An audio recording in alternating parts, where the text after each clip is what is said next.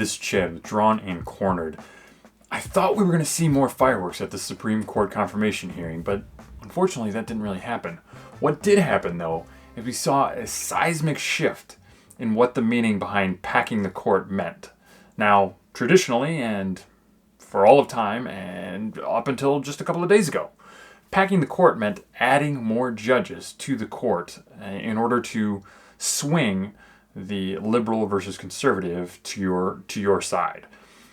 All of a sudden now, Democrats are pushing this notion that somehow packing the court is putting on and filling vacancies that are available, even if that happens to be last minute, which obviously this is. There's only 20 some odd days before the election, so it is certainly last minute. But that's not packing the court. That's not packing the court ever before. That's not packing the court a week ago. All of a sudden now, because Joe Biden and Kamala Harris refused to answer the question about whether or not they would support packing the court, and it's becoming an issue. There are reporters that are not necessarily conservative reporters that are starting to really push back on this notion that Joe Biden is saying, I'm not going to answer that. That's exactly what the Trump team wants me to answer, and we'll figure it out after the people vote. That's not flying. That's not an acceptable answer. It makes no sense. Everybody knows it makes no sense. And allowing him a free pass on that, I think is not only dangerous for this current election, but it's dangerous for future elections as well. If we allow candidates to just clearly avoid answering a question like this that is vitally important to the institution of the Supreme Court, then why wouldn't future candidates just avoid answering questions on hard topics and where they would land on certain issues? Unacceptable. Completely unacceptable. He needs to continue to be pressed on this. But the Democrats are trying to run a little bit of cover for him by saying, well, packing the court means anytime you're pushing more judges on or anytime you're trying to get vacancies filled in a specific amount of time.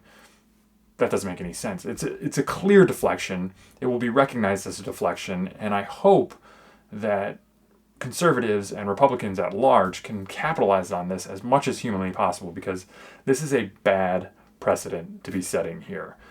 I will also touch a little bit on Mitch McConnell, and everybody's been calling him a hypocrite. This is a hypocrite because of what he did in 2016 and what he's doing now.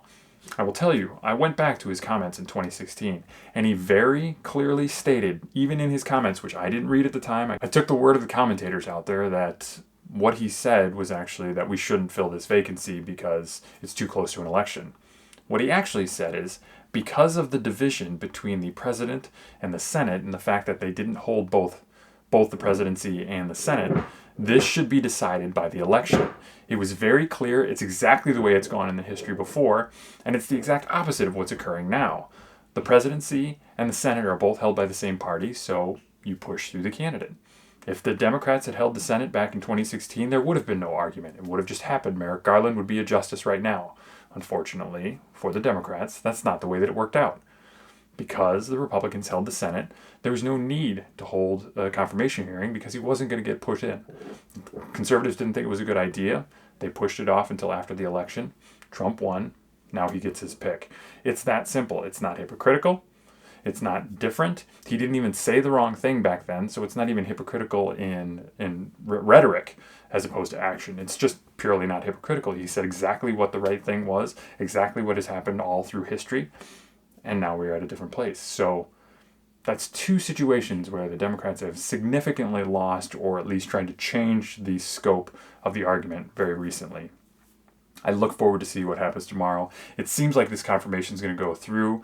It seems as though the Republicans have enough people for a quorum, which means they're going to be allowed to actually hold this vote for the confirmation. They've got the votes on the confirmation as well. Amy Coney Barrett will be a justice. Now the question becomes, if Joe Biden can get in to the presidency and get the Senate, will he completely upset the balance of the Supreme Court, make it essentially an obsolete branch by packing it? And I mean packing it in the way that it was traditionally meant, by adding more justices. We'll see. Thanks for coming by. This is Drawn and Cornered. If you have anything that you want to say to me, definitely leave me an email at drawnandcornered@gmail.com. That's drawnandcornered@gmail.com. You can leave a comment down below if you're watching this on YouTube. Please subscribe to YouTube. Please subscribe to whatever podcast you're listening to this off of. Thank you for coming by. We'll see you again tomorrow.